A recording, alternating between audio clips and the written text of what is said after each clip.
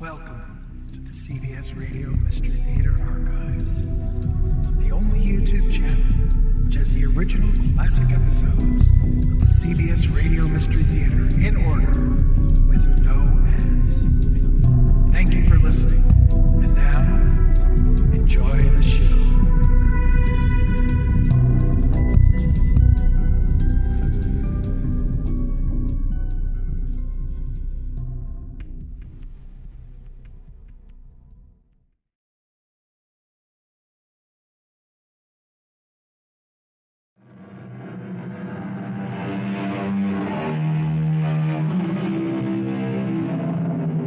Come in. Welcome. I'm E.G. Marshall.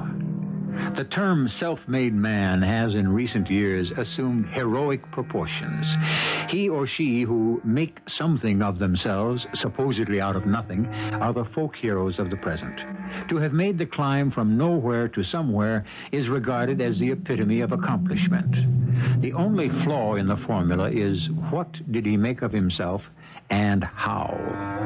Generally, what they had to do to get there is far from a noble picture. And this portrait of Theodore Sampson is no exception. Lots of actresses in this town make a very good living without having a husband who runs the studio. I want to build something on my own. Ted has always made me feel I was just a trilby. You mean that trilby? Yes, Demorier's. The girl who could only sing while Svengali conducted. I'm going to prove I'm a star without a Svengali. Or die trying.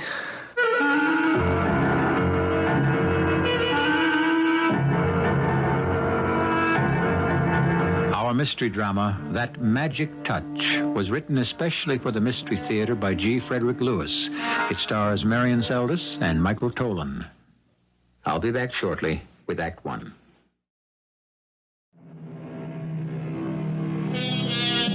Interesting story, this. It has money, it has murder, proven jealousy, unproven crime, and against that background, there are honest, simple people trying to live the right way, although they have taken the wrong turnings. Let's hear first from Ronald Sampson, an adopted son of a famous Hollywood couple. I'd like to begin this from the beginning, although I, Ronald Sampson, was not there at the start. But my adopted mother and father were. Very much so.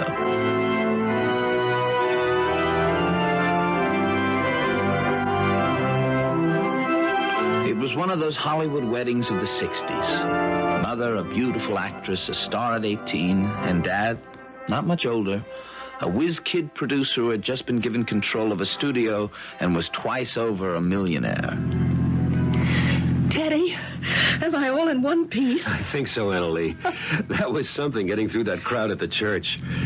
I know you wanted us to go off to Mexico and tie the knot there without all the hoopla. Yes, that's what I wanted. Well, it's all over now. We really had to do it this way. I know. Another public appearance to promote another picture. It just happened that way. Triangle for Two is being released, you're the star, and our getting married is a great tie-in. Oh, I accept all that. I really do. It's part of the picture business. It's what you wanted. And I love you. It's only I would have liked it better if we'd gone home to Beaver Falls and had the wedding in our little wooden church and afterwards just gone to Mom's for the reception with just a few friends. You'll never again have just a few friends. There are millions of people who think they're your friend. And they love you, too. Yes, and one of them pinched Mother's veil. We'll get another. Oh, it's not the same. Don't you understand? Well, anyway, it's stupid to argue about. I love you and I adore you, and I've got 5 whole days before I've got to get back to the studio. And who knows? Maybe a year from now I may stop working. Why would you want to do that? Oh, I don't know. Maybe I'll be raising a family.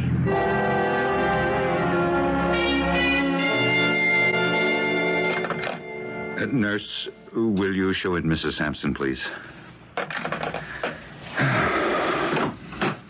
Oh, come in, Annalie. Here, sit yourself behind my desk. It's the only comfortable chair in my office. Oh, what about you, Eli? Oh, I'll just walk around. It's easier for me when I have a problem to deal with. Especially when the patient is also a personal friend. And I'm your problem, Eli? Okay, let's have it. What did the test say? Bad luck. How bad? Probably you can never have a child of your own. Never? Well, you know, Annalie, that doesn't have to be the end of the world. Well, Ted might think so. He'll be so disappointed. I suppose it's wrong for me to say this to you, but I'd never have taken Ted for a family man. He's so wound up in the picture business. Well, so am I, Eli. I love my career. It's getting better with every picture, but never to have a baby of your very own. For a woman, of course, it's different. I recognize that. Even a woman who's on her way to becoming a superstar. Oh, sometimes I wish I'd stayed in Beaver Falls with my mother and father and my sister and had never won that beauty contest at 15. You're not the only one who's wished you could have stayed the girl next door. And how does the script go then, Eli? Would I have married and had lots of children? What would have happened to me? Who knows? Maybe you would have become a doctor's wife. But no children. Oh, I'm not unhappy, Eli. I love Ted. I love my work. I'm proud of Ted. Since he's gone independent, they're calling him another Thalberg. He demands the best. He wants his own way, and he usually gets it. Except this one time. Annalie, maybe you should think about adopting a child. Adopting? I might be able to help you there. You could. I'll talk to Ted about it tonight. Oh, I'm glad. You'll make a wonderful mother. It's sort of ironical, isn't it, Eli? Everyone's starting to say that Ted Sampson's got that magic touch. But it only seems to work for pictures.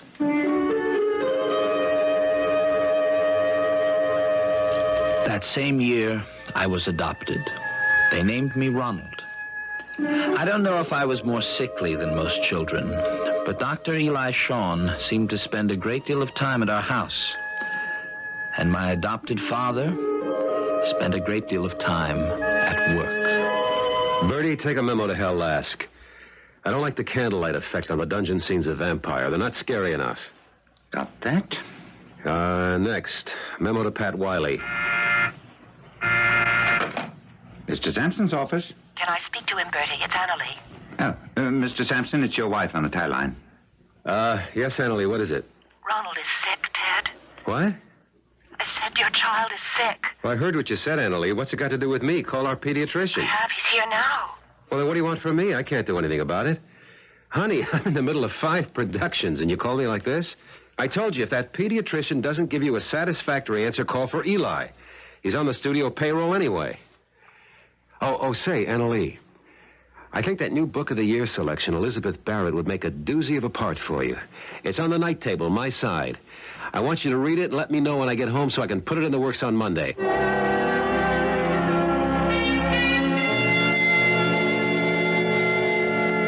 I got better, but the marriage of my adopted parents got worse. Those years when I was a teenager were something I don't want to remember. And when I was 18, Mother had a nervous breakdown, which is when Dr. Eli Shawn began to treat me as an adult. Ronald, now that your mother is back from the sanitarium, I want to have a little talk with you. Right now, Dr. Shawn? Father's coming home soon. Don't you want to talk to him? No, I don't. You're 18, Ronald, and I'm charging you, as of now, to make sure your mother gets better. But what do I do? Well, first of all, do you have any idea what may have caused her breakdown? You mean Mother not being able to continue shooting the picture? I mean more than that.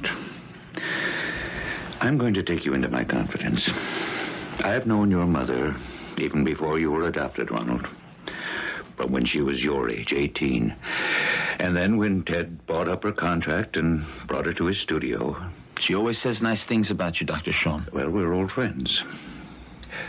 Ronald, today your mother is one of the top movie stars in the world. Now, that means total dedication, work, concentration, and the absence of any strains at home. You're saying keep my father away from my mother. I can see you know the score. No, I don't think you can do that. But in the few hours they do have together, evenings or Sundays, could you manage to always try and be on hand? Would that help? I think so. Definitely. Just your presence will make it easier for Annalee. I don't think he'd do anything overt to hurt her while you're there. Hurt her? I don't understand. Oh, there are ways. Insidious, cruel. Hello, Eli. You and Annalee got here ahead of me. I had the limousine all set to take me to the sanitarium to bring her home, but Marcy Dallas is giving us problems on location. Hello, Ronald. Hello, Dad. How's the patient, Eli? How is Annalee? Resting? You haven't said anything to her about Marcy Dallas taking over her part in Steeplechase? No, I haven't. Been afraid to, actually. You think it might make her worse? It's possible. Eli, I know my wife. She's enough of a pro not to let one picture getting away make any difference to her. She's still one of the top 10 box office draws. Eli, you're an old friend. You've kept the studio healthy, but you're still only an MD. I make the decisions here. And if I decide to tell Annalee it's no more pictures for a while, I will.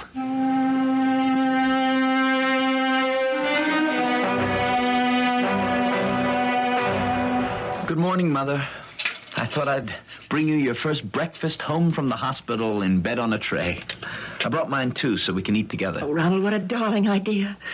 I don't think I'm much up to eating, but you go ahead and have yours. Put it on the table at the foot of the bed. I didn't have a very restful night last night. I know. I heard. You're a young man of 18 now. I guess these things can't be hidden from you anymore. I wanted to come in and stop it, but I was too chicken. Oh, that shouting last night. He was brutal. That's the only word I know to describe how he ordered me around. My career is over, according to him. I'm unreliable. That's why I've got to get on my feet and out of here. It wasn't until last night that I realized who drove me over the edge, and now I know. Oh, no, Mother. The only way for me to survive is to leave your father. You said that to him last night. Oh, yes, I said, I'm leaving you, Teddy. We need a rest from one another. What did he say? Didn't you hear? I thought his shouting could be heard on Beverly Drive. He told me where I could go, and he was through with the marriage. What about your work, your career? Oh, well, lots of actresses in this town make a very good living without having a husband who runs the studio. I'll only feel on solid ground in one piece if I'm away from him. And then I can build something on my own. On your own? Ronald, your adopted father has always tried to make me feel like a trilby. You mean that trilby? Yes. The girl who could only sing while Svengali conducted. I'm going to do my darndest to prove I can act without a Svengali. Or die trying.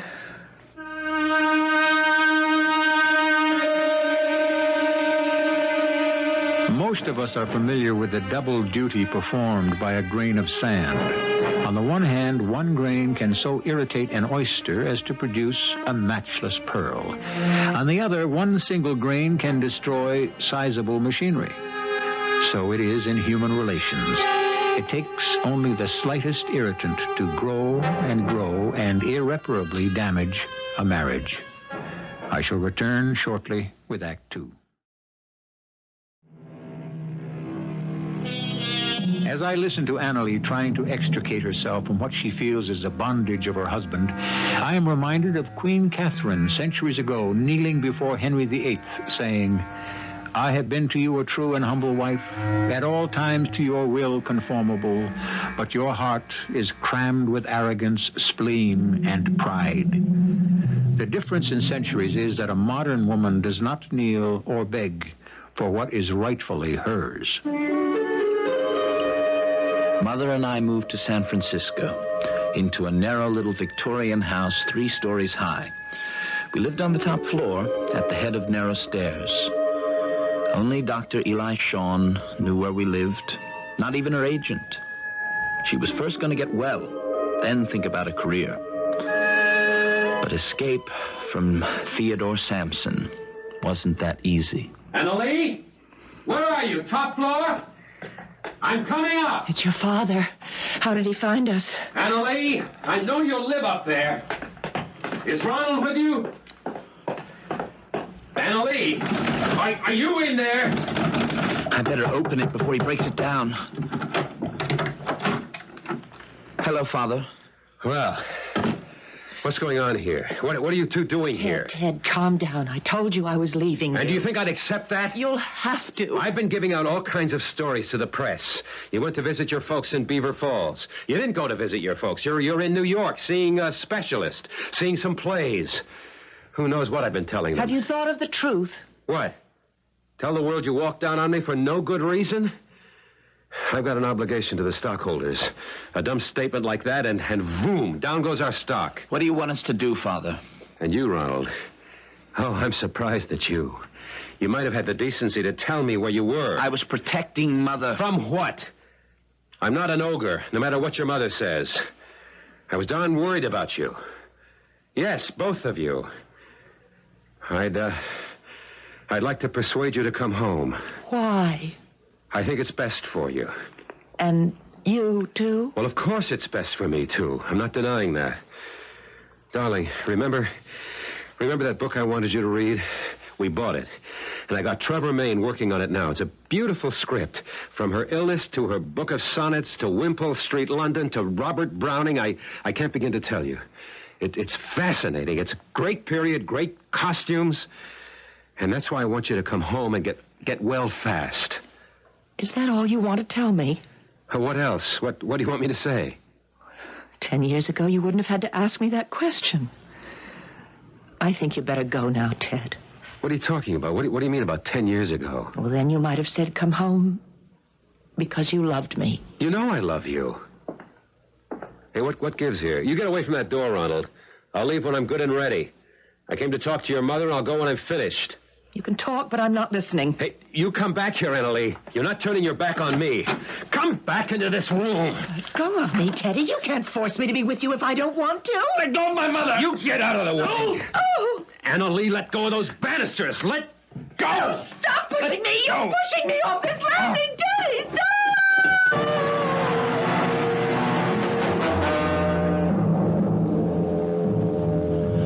My mother fell down an entire length of stairs. By some miracle, her neck was not broken, and she lived. But for her, it was the most catastrophic accident that could befall anyone whose face is their fortune. On the day they were to remove the bandages, Father suddenly showed up. We sat in a room next to hers, waiting. Terrible. Terrible. She should never have rented that rickety old house in Frisco. Those old rotten banisters giving way like that. A terrible accident. Is that what you think? Believe me, I would no more harm one hair of your mother's head than shoot myself. Why'd you come to San Francisco that day? Why? Because I wanted you back. Both of you. Why? Because the newspapers were getting nosy? Do you think I want to be sitting here in this hospital while they unwrap her face? Do you think I want to see that? Why not? She has to see it. She has to live with it. Oh, why can't you leave us alone? Look, I can't stay anymore. I want her to see her mother to give her this envelope. She wants a divorce, she can have it. She wants security. In this letter, it's all spelled out. The house, the lodge at Big Bear, anything else she wants, just name it. You give her this letter. And I just hope and pray someday you'll both understand that every bruise and cut on Annalee has hurt me the same way.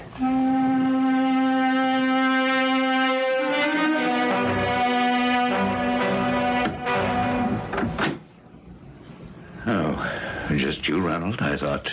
Hello, Dr. Sean. I thought Theodore was here, too. My father had to go. How's Mother? She's in pretty good shape, considering everything. Oh, but it's a crime, such a crime. Is there anything left of... Her face as it was? No, not much. That fall, it was... They're planning on pretty extensive facial reconstruction. Oh, if it works. Can I go in now and talk to her? Yes, she was asking where you were. Yes, go on in. Oh, Mother. Shh, it's all over.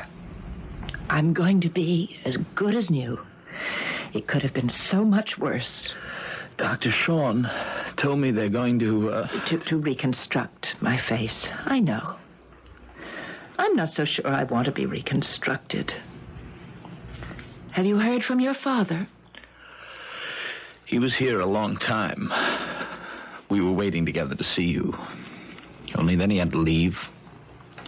He gave me a letter for you. He did? Why don't you read it to me? Can it wait?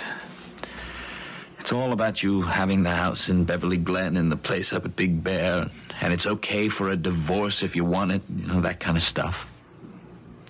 Mother, you know something? Something I never felt until now.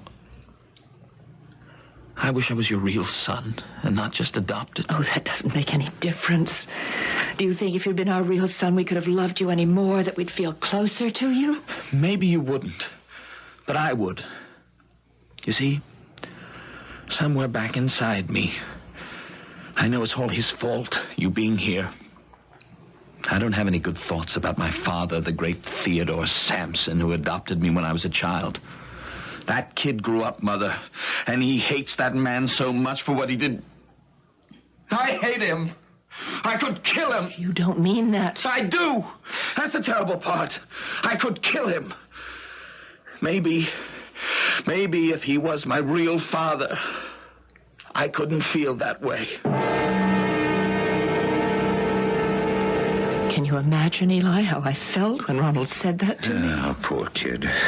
You can't really blame him. When you don't understand, it wasn't Ted's fault. I slipped and fell down those stairs. So long as you believe that.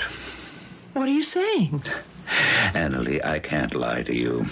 I know that Theodore was responsible. I don't care what you say. All that nonsense about the banisters giving way. I can't forgive him either, Annalie. Please believe me, Eli, it was an accident. Ted would not have had this happen to me for anything in the world.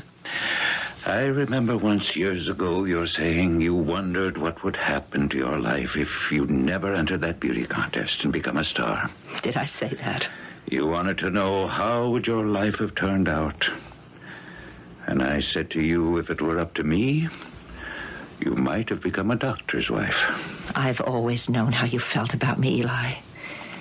And you were always where I needed you. When Ronald was sick, you even helped us with the adoption. I'll always be here, Annalie.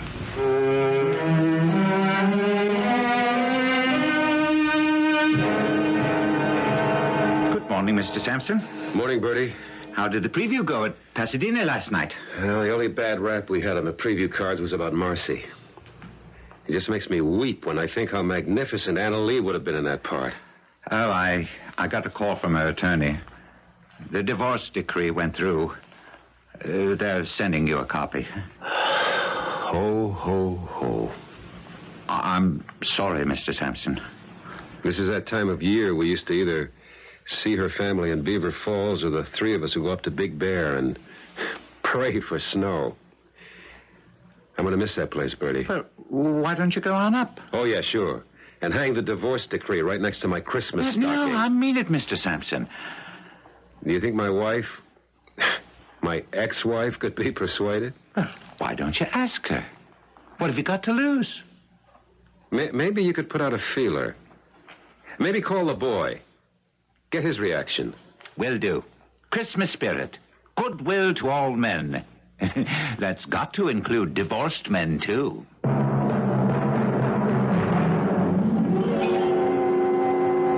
Don't turn away from me like that. I know what you're saying to yourself. She's useless. Crippled. She's ruined our marriage. I wish I could forget her. Well, I can still be useful. I can still inspire youngsters where I teach to be honorable and speak the truth. And I'll go on fighting for them until the day I can't open my eyes. Cut! Print that! That's a take. Wrap it up. Oh, Annalie, that was tremendous. When you're playing these character ladies, you are great. A more powerful actress than you ever were. Well, coming from you, that's the nicest Christmas present I could have been given. Why not, Mother? Just for Christmas, let's ask Father to join us up at Big Bear. You know what they say. Goodwill to all men. It's peace on earth to men of goodwill, not the other way around. So what you're really saying is no. I haven't made up my mind yet. How did you hear your father might like to spend a few days up at Big Bear? Bertie called me. Ah, Bertie. He's the one who said goodwill to all men, isn't he? I guess he did, but he meant it. He always means it. He's taken a lot from Ted, but he's loyal in spite of it all. Why is that? The year we adopted you, darling, Ted went on a hunting trip, and Bertie was his guide. And accidentally, Ted shot Bertie. It was a dumb thing. But Bertie's foot never got better. That's why he limps. Oh, it was all hushed up, and then when Ted formed his own company, he made Bertie his executive assistant. What about Dad, Mother? Can he come? I'd rather not. Not this Christmas, anyway. I'm trying to make my life again without him, don't you see? Oh, Mother, please. I thought you wanted to kill him. It's Christmas. Give him a break. Okay. Call Bertie, or call your father directly. Tell him to meet us up at the lodge. We might even have snow. And I'll do the cooking for you two guys, just the way I used to every other year. Now I know what Dr. Sean meant about you. Oh, Eli talks entirely too much. What was it this time? Your mother's very beautiful, he said. No accident can rob her of that. Eli's an old sweetheart. He's always had a soft spot for me, as I have had for him. I guess because we both came from small towns. You go along now, son. Call whoever you have to call. Make all the arrangements. You bet. I'll do it right now. I just hope having him up at the lodge... I hope I'm not making a mistake, that's all.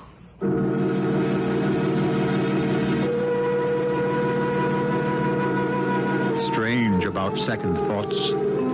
Are they indeed an omen to be heeded, or are they fears to be disregarded? Forebodings, forewarnings, premonitions, presentiments. How do we get them? And what if we are warned too late? I'll be back shortly with Act 3.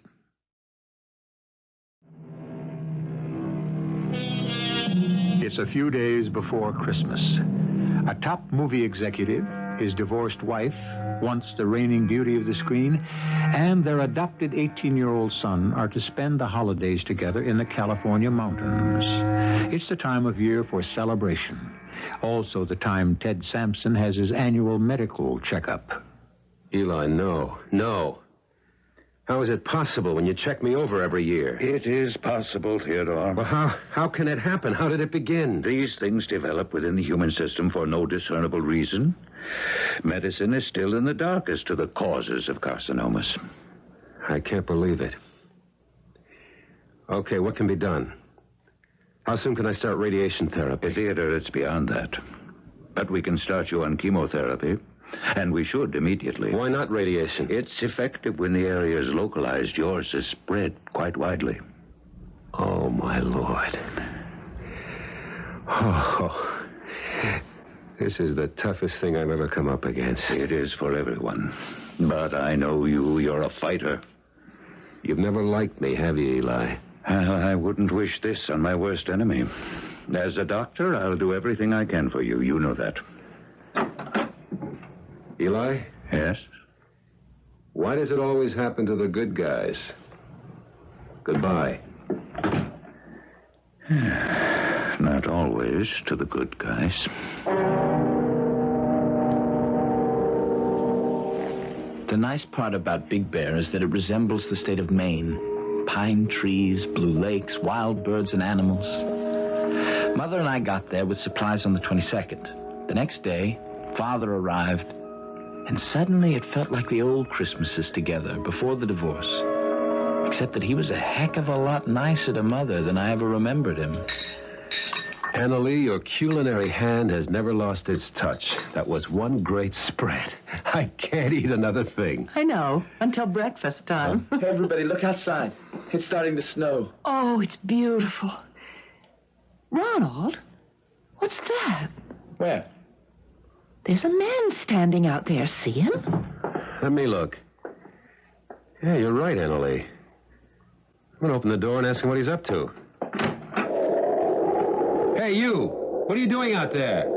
This is all private property around here. Hey, what do you know? He's gone. Can't understand it. Is he lost? Why didn't he show his face? He had a scarf wrapped around it. I know he saw me before he took off. Teddy, What? look out this window.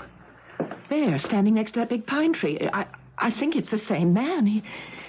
He's holding a gun. Let me open this window. Hey, you! Didn't you hear me? This is private property. What do you want? Stop, everybody! Everybody down on the floor! The man's crazy. He's shooting every glass pane out of the window.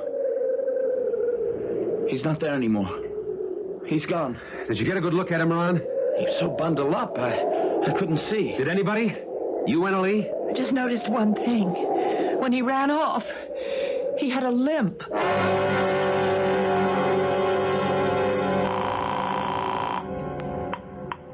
Sean speaking. Dr. Eli, Yes, who's this? I've been trying to get you for hours. This is Ronald Sampson. What's the problem? Dr. Sean, do you think you could get up here to the lodge at Big Bear? I've been trying you all night. Father's up here, and What? Theodore's with you and Annalie? we invited him for Christmas and New Year's. Oh, I wish I'd known. I don't like the idea of your mother and you alone with that man. Doctor, the reason I'm calling is there's been some mysterious shooting last night. Like someone's using the lodge, or us, for target practice. Did you call the police? I did, but there's no answer. I'll get up there as soon as I can. Mother doesn't feel safe. She asked me to call you. She says you're the only one she can trust. It'll take me about 2 hours, but I'll be there. Bertie, I'm up at the lodge, but can you give me figures on how we did last week? Uh-huh. Yeah, I'm writing it down. Eli, Annalie. come right in, stranger. Ronald told me you were on your way. Ted, look who's here, Eli. Oh, Bertie, hold those figures, will you? I'll call you back. Hello, Theodore. Glad to see you, Eli. In fact, I was thinking of calling you. I'm sure you haven't had lunch. I'll make you a sandwich and coffee. How are the roads coming up? Oh, not too bad. But looks like the start of a young blizzard. Oh, where's Ronald? He went out to check the roads. He also went out to see if he could find some footprints. Had a nasty experience last night. I'll tell you about it. What'll it be, Eli? Chicken salad or roast beef? Well, roast beef on right. You've got it. Gotcha. And a cup of black coffee coming up. Eli, will you take my pulse? My heart feels like it's racing. What is it, Theodore? Last night I had these terrible pains in my stomach. Well, could be the old ulcer acting up again. It couldn't be the other thing already, could it? What you told me in the office? Anything's possible, Theodore. It could also be psychosomatic. My emotions don't control my body. I think there was something in what I ate last night. I don't get the drift. I think I was poisoned. I'm sure of it. I get these waves of nausea all last night, and now it's starting all over again. Well, I'll tell you what. You go into the bedroom and lie down. I'll be in a few minutes and take your temperature, and we'll see. Okay, I will. Here's your lunch, Eli. Simple, but from the heart. What's wrong with Ted? He looks so pale. Oh, this sandwich looks great. Thanks, Annalie. Oh, I told him to go in and lie down. Could be anything. I just can't thank you enough for breaking into your Christmas holidays to come up here, Eli. I was suddenly very frightened. My dear girl, I'd rather spend Christmas under the same roof with you than anywhere else. Spoken like a true mooching bachelor. I hear from Jock O'Malley the Rushes are simply tremendous in that picture he's shooting. Jocko likes character women. And he says you've made a lead out of the part. Annalie, to think how you've made a career out of... Out of the face I've got now? I've come to terms with not being a raving beauty anymore. Well, you are to me. You're still blaming Ted, aren't you? Now, let's not talk about him. Don't you think he's been punished enough? Do I? Somebody up there may not think so. I didn't see Dr. Sean arrive at the lodge, mostly because the snow was coming down in a curtain around me. I was glad I'd worn snowshoes, and I was starting back when... Hey, up there, can I give you a hand? Hiya, what you doing out here, young fella? See, you're caught in a snowdrift.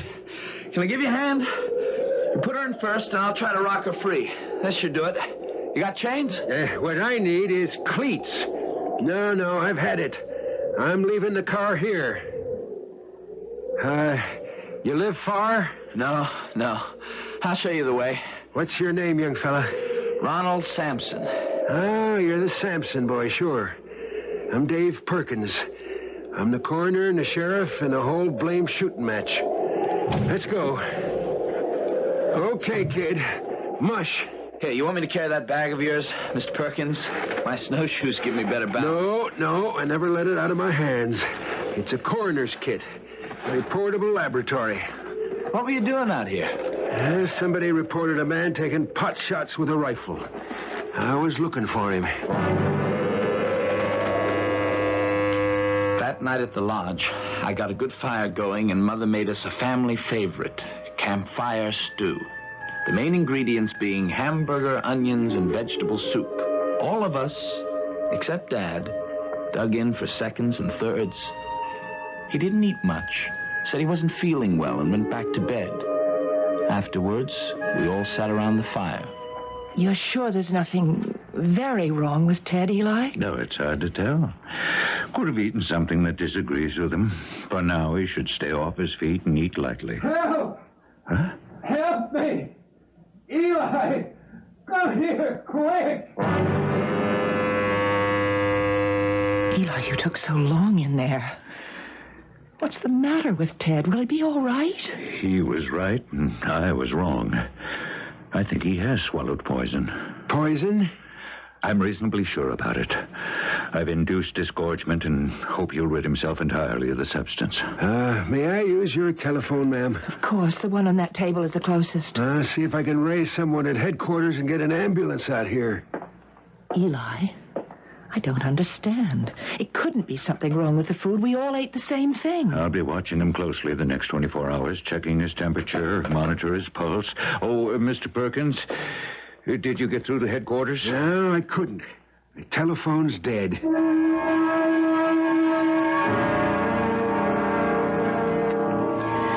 Good morning, everyone. Just gaze outside that window. We're in the middle of a sea of snow. Morning. Boy, am I hungry. Coffee's on. I'll have eggs and toast ready in a few minutes. How's Ted today, Eli? Seems to be improving. Pulse okay, temperature just a degree above normal. I'm hoping whatever it was has passed out of his system. I've just made tea and toast for him. That wouldn't hurt Ted, would it? I'd say it's all right. But I see Dave Perkins shaking his head. What is it, Dave? Ma'am, if you'll excuse me, could I take a look at that tea and toast? Do you think I've put poison in it? I'm not saying, ma'am, but if you don't mind, I'll take out my little portable lab and we'll have a look-see. I don't know whether to laugh or cry. Eli? You know, we have to take precautions. Mr. Perkins is right. Some of the foodstuffs could have been adulterated before you bought them. Well, I'll take my chances, Mother. You put the eggs and toast on the table and watch me make them disappear. I feel exactly as you do, Ronald.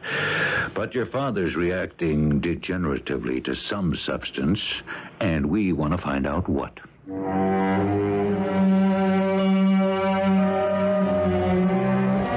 What followed was a nightmare. Dr. Sean brought the tea and toast into Father's room, came back, and we all sat down to breakfast. A minute later, there was a noise like someone had fallen out of bed. By the time the doctor rushed in there, it was all over. The next day, the snowplow came through, and we all had to follow Dave Perkins to police headquarters. All that day we waited, and the next. Then Bertie limped in. Bertie, what are you doing here? Well, the police asked me to join you. Sorry about Ted, Annabelle. Is that so? He was poisoned? Oh, hi, Ronald. Where's that coroner who's been doing all the investigating? That's him. Just walked in the door. Well, ladies and gentlemen, I've asked everyone who was under suspicion in the death of Theodore Sampson to be here. We're all under suspicion? Well, now, that's hardly possible, Dave. Are you certain Mr. Sampson did not die of natural causes? We have identified a poison, and also how it was administered. You mind if I snap these handcuffs on you, Doctor? You're arresting Eli? Why? What for? For the death of Theodore Sampson. You see, on each occasion, Dr. Sean took Mr. Sampson's temperature. The tip of the thermometer used had been immersed in a toxic substance. The evidence showed up in my tests. Now, if you would care to make a full confession, Doctor, let me first acquaint you with your rights under the law. And may I acquaint you, Mr. Perkins, with the fact that Theodore Sampson was suffering from a terminal carcinoma. I'm sorry, Annalie, that you had to learn it this way. I didn't know. I would advise you, Mr. Perkins, before presenting your case to the local district attorney, to have a more exhausting autopsy performed to discover the actual and true cause of death. Are you denying your actions, Dr. Sean? I'm saying nothing at this time. I do not wish to deny my intense hatred of Mr. Sampson, who's always ridden roughshod over anyone who would challenge his authority, yes, even his wife. This was a beautiful lady once. The man did not deserve to live. But I suggest to you what and who was the instrument of his death will take more than a country coroner with a black bag laboratory to determine. I wish you luck, Mr. Perkins. Oh, Eli. Eli, my poor Eli. My lovely Annabelle. Can you ever find it in your heart to forgive me?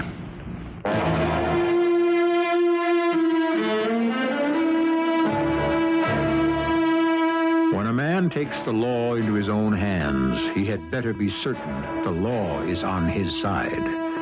For should any murder go unpunished, something is taken away from the security of every man's life. I shall rejoin you shortly.